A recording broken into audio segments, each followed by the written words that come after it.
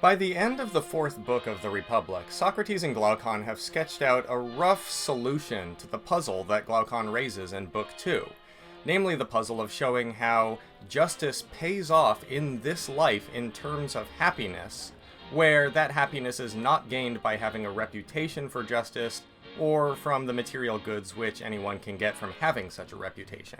Roughly, the solution seems to be this, that if you have justice in your soul, that means that the strongest element in your psychology is the rational part, and that means that you won't suffer from akrasia, and that also means, as we'll see in Book 9, that this allows you to participate in the best pleasures that life has to offer, contemplative pleasures. However, Thrasymachus speaks up. Remember Thrasymachus? That's right. He asks about this ideal city, which Socrates has been using as a model in order to better understand the soul. For the first time since Book 1, Thrasymachus speaks up and says, basically, hey, if we're not just making up nonsense, then there should be a little story about how this city's really supposed to run. And it's at this point, here and in Book 8, that we actually get a little bit of political content in the Republic. Here's some study guide questions to help us. 1. What is Socrates' proposal about gender in the Kallipolis? 2. What does Socrates say to the anticipated complaint about ridicule and harassment? 3. What is Glaucon's different natures argument, and how does Socrates respond? 4. What is Socrates' proposal about child rearing in the Kallipolis with respect to family structure? 5. Which 3 reasons does Socrates provide for the rigged lottery? The very first social question we get in Book 5 is about the equality of women under the Kallipolis. Athens, like many Greek societies, was a patriarchy, that is, a society in which women were secondary citizens. In many cases, they were relegated to either the property of men they were wed to, or worse. So one question is whether that will remain. As Socrates asks at 451d5, do we think that the females of our guard dogs should join in guarding precisely what the males guard, hunt with them, and share everything with them? Or do we think that they should stay indoors and look after the house, on the grounds that they are incapable of doing this because they must bear and rear the puppies, while the males should work and have the entire care of the flock? Now, Glaucon and Socrates agree that there should be equality between the male and female citizens of the Kallipolis, that in the ideal society, women and men should be able to perform all the same tasks. However, they do consider an objection. Well, 2 objections. The first is more aesthetic. Socrates and Glaucon agree that women and men should share in all the soldierly duties that the guardians engage in. Socrates admits that this is contrary to custom, and notes that it might seem ridiculous if it were put into practice. Socrates asks, what do you see as the most ridiculous aspect of them? Isn't it obvious that it is the idea of the women exercising stripped in the palestras alongside the men? And not just the young women, but the older ones too. Like the old men we see in gymnasiums, who, even though their bodies are wrinkled and not pleasant to look at, still love physical training. Glaucon agrees, yes, by Zeus, that would look really ridiculous, at least under present conditions. That is, given their current standards. Socrates notes, yet, since we have started to discuss the matter, we must not be afraid of the various jokes that the wits will make both about this sort of change in musical and physical training, and, even more so, about the change in the bearing of arms and the mounting of cavalry horses. What they're mentioning here is that, according to the society that they live in then, it is seen as perfectly alright for older men to participate in warfare and soldierly duties and athletics, that is nothing unusual for an old man to be working out and trying to be a tough fighter. But their cultural standards do not admit for old women to do that. Their culture makes fun of that sort of a thing. In addition, they note that their culture would include a disposition to harass women who are exercising naked, talking about mounting and making jokes about that.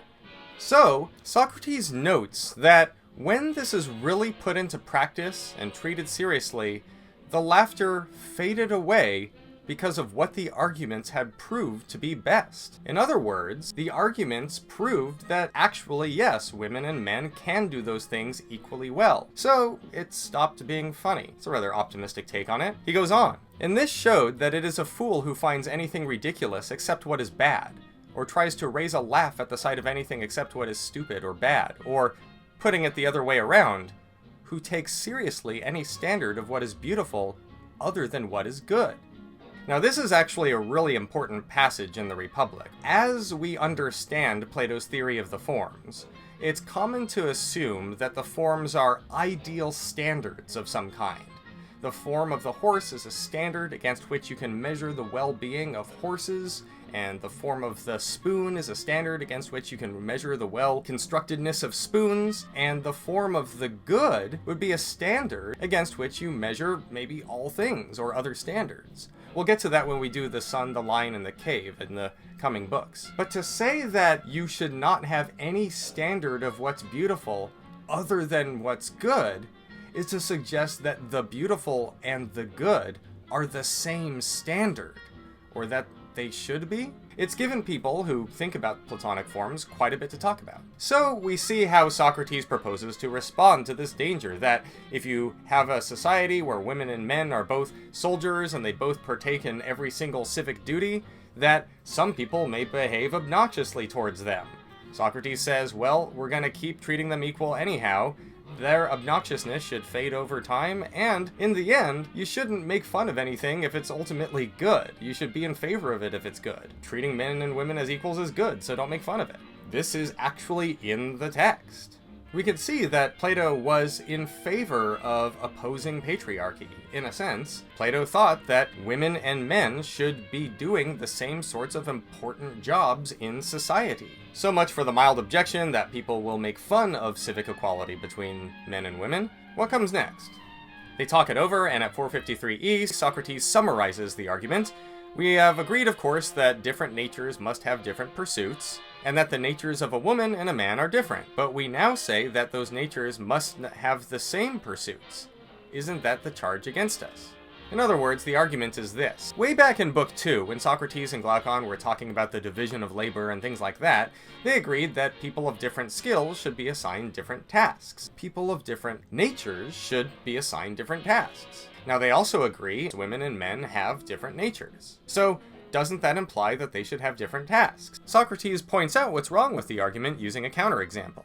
Socrates says, we're trying to establish the principle that different natures should not be assigned the same pursuits in a bold and eristic manner on the verbal level, but we had not at all whether the distinction is pertinent. And he mentions that it is not open to us to ask ourselves whether the natures of bald and long-haired men are the same or opposite. And once we agree that they are opposite, it is open for us to forbid the long-haired ones to be shoemakers, if that is what the bald ones are to be, or vice versa. And Glaucon agrees. That would be ridiculous.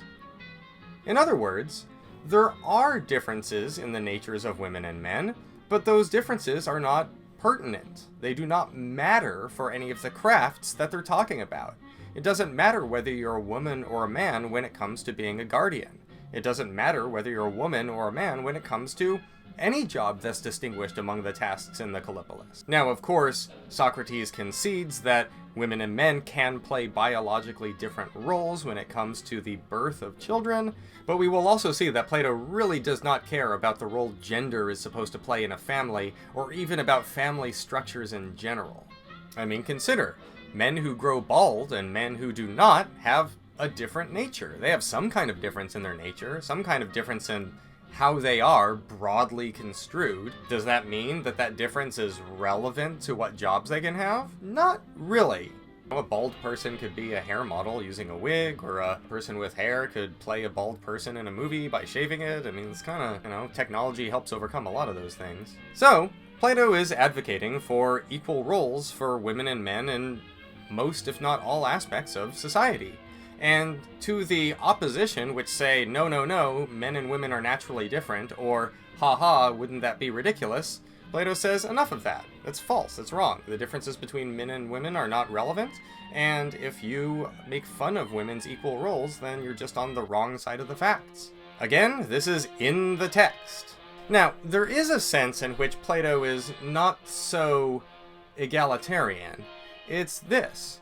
As we proceed to talk about family structure and we look at the Kallipolis as a whole, it becomes obvious that there are certain things that Plato thinks are worth doing. Things like war, and politics, and public speaking, and public athletics.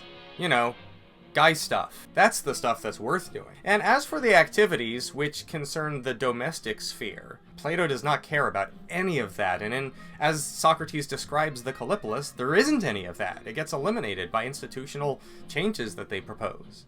So, although Plato does not seem to be arguing against the equality of women in any way whatsoever, he does show a bias towards the sorts of activities which are more associated with public life. It's not really sexist or chauvinistic for Plato to downplay the importance of the domestic while upplaying the importance of the public, but at the same time, there's something kind of chauvinistic about the idea that whatever women actually do as a matter of fact is secondary and bad, and the stuff that guys do is actually the stuff that's worth doing. Whatever guys like, that's the good stuff. You get that kind of perspective when Plato argues for equality. There's also remarks like this. 469 D5. And isn't it small-minded and womanish to regard a dead body as your enemy, when the enemy himself has flitted away, leaving behind only the instrument with which he fought? So despite his arguments, Plato still avails himself of the sexist expressions and turns of phrase of his time. There's that too. As Socrates reminds us, the guardians are supposed to have all things in common, because by sharing a community interest, they will fight for each other more heartedly and easily. And what is more, it is consistent with what we have said before. For we said, as you know, that if these people are going to be real guardians, they should not have private houses, land, or any other possession, but should receive their upkeep from other citizens as a wage for their guardianship, and should all eat communally. So, as I say, doesn't what was said earlier, as well as what is being said now, make them into even better guardians and prevent them from tearing the city apart by applying the term mine, not to the same thing, but to different ones, with one person dragging into his own house whatever he, apart from the others, can get his hands on, and another into a different house to a different wife and children, who create private pleasures and pains at things that are private. Instead of that, don't our guardians share a single conviction about what is their own, aim at the same goal, and, as far as possible, feel pleasure and pain in unison?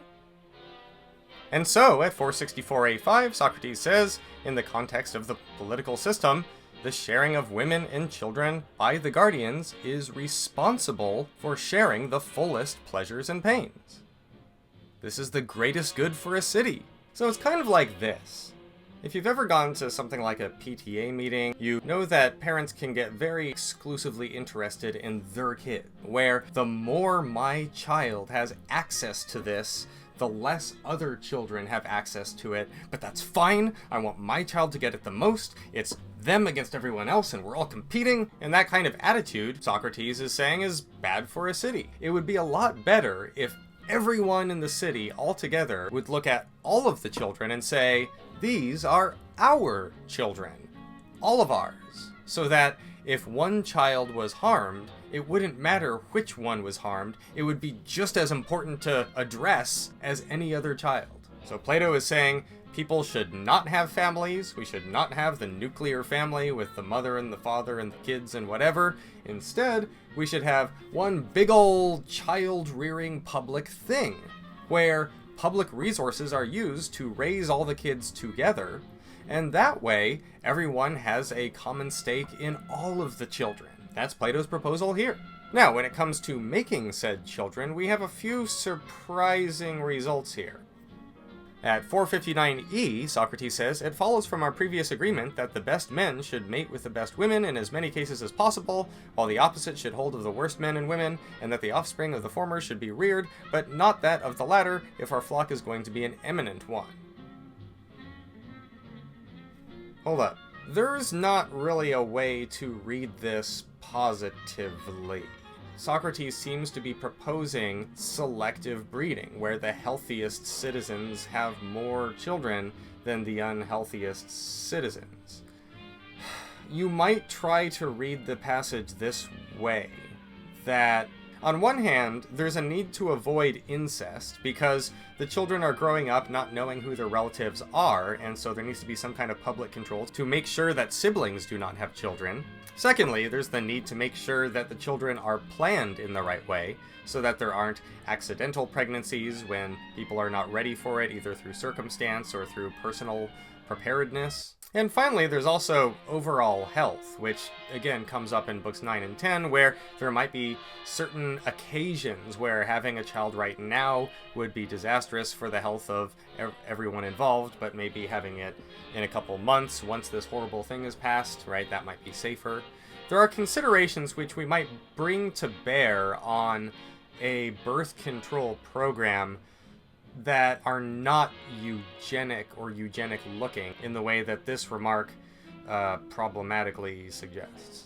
And then Socrates proposes to set up some sophisticated lotteries so that an inferior person of that sort will blame chance rather than the rulers at each mating time. So it sounds like you're supposed to take a number if you feel like having children. Not to date someone, but to have children. And remember, this is all a birth control program. You take a number and you wait for someone's number to match you and you have children with them.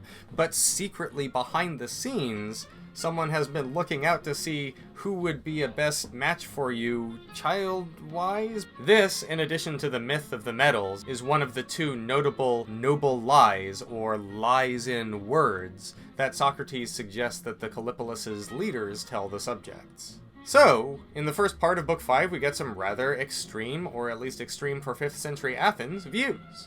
We've got the proposal that women and men are equal in all civic capacities, and therefore should enjoy equal treatment and opportunities.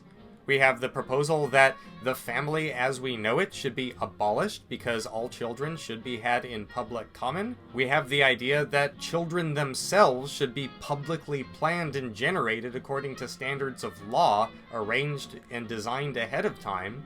But all of that, apparently, is not as extreme as what Socrates proposes next, which is that philosophers should be ruling cities. We'll talk about that next time. Thanks for watching.